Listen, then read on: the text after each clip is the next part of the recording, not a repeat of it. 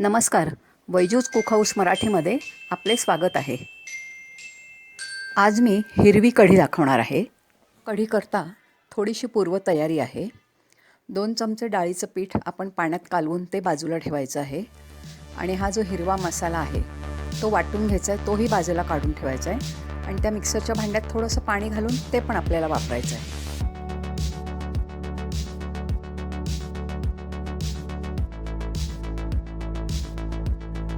नेहमीप्रमाणे ताकामध्ये जे आपण पीठ कालवून ठेवलेलं आहे ते घालायचं आहे. पातेलं गॅसवरच ठेवायचं आहे. मग त्याच्यात मीठ घालू थोडं आपण चवीप्रमाणे. आणि आपण नेहमी जशी कढी जरा उकळी येऊ देतो तशी आपण ती उकळी येण्याकरता बारीक गॅसवर ठेवायचं आहे. जर तुमचं ताक आंबट असेल तर थोडीशी साखर घाला. आणि आंबट नसेल आणि तुम्हाला जर चालत असेल तर साखर नाही घातली तरी चालू शकेल.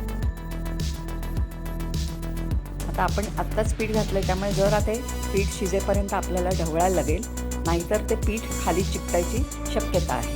त्यामुळे मधून आपण ही कढी ढवळत राहू जोपर्यंत ती वरती येत नाही तोपर्यंत. त्याला एक चांगली उकळी आली की गॅस बंद करायचा आहे.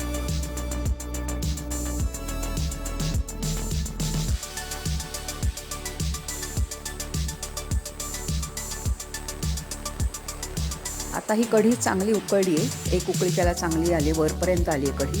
आपण आता ती बाजूला ठेवू. माझं जे छोटं कढलं आपण म्हणतो ते माझं खराब झालेलं आहे, त्यामुळे मी इथे कढई वापरते. पण पूर्वापार आपल्याकडे म्हणजे माझी आई, आजी, सासूबाई लोखंडाची पळी वापरायच्या फोडणी करता. आणि मग ती फोडणी झाली की ती पळी असायची ती आपल्या तयार कढीमध्ये थोडा वेळ ठेवायच्या की ज्याच्यामुळे त्याचं लोह हे जे सत्व असायचं ते कढीत उतरायचं.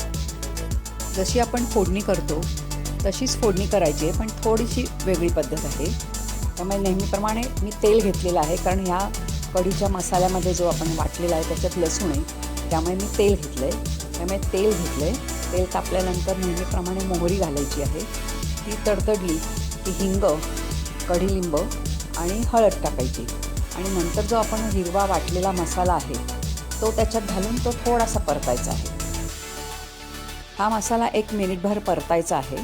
आणि तो परतल्यानंतर आपण जी उकळलेली कढी आहे त्याच्यावर आपण तो ओतायचा आहे. पण इथे मी माझी कढई मोठी आहे त्यामुळे मी आधी कढई त्याच्यामध्ये ओतली आहे.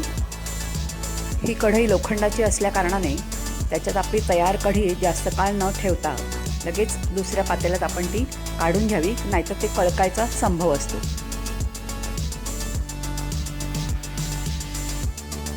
फोडणी घातल्यानंतर आपण ही कढी परत एक उकळी येण्याकरता गॅसवर ठेवूया.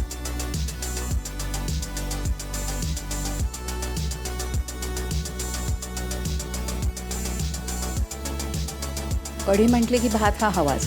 त्यामुळे पोळी, भात, कुठली तुमच्या आवडीची भाजी आणि चटणी याबरोबर या कढीचा तुम्ही आनंद घ्या. आणि तुम्हाला ही कढी आवडली का कमेंट्सद्वारे कळवा. हा व्हिडिओ आवडला तर लाईक करा, शेअर करा, कमेंट्स करा. आणि माझ्या दोन्ही मराठी इंग्लिश चॅनल्सना सबस्क्राईब करा. व्हिडिओ पाहिल्याबद्दल धन्यवाद.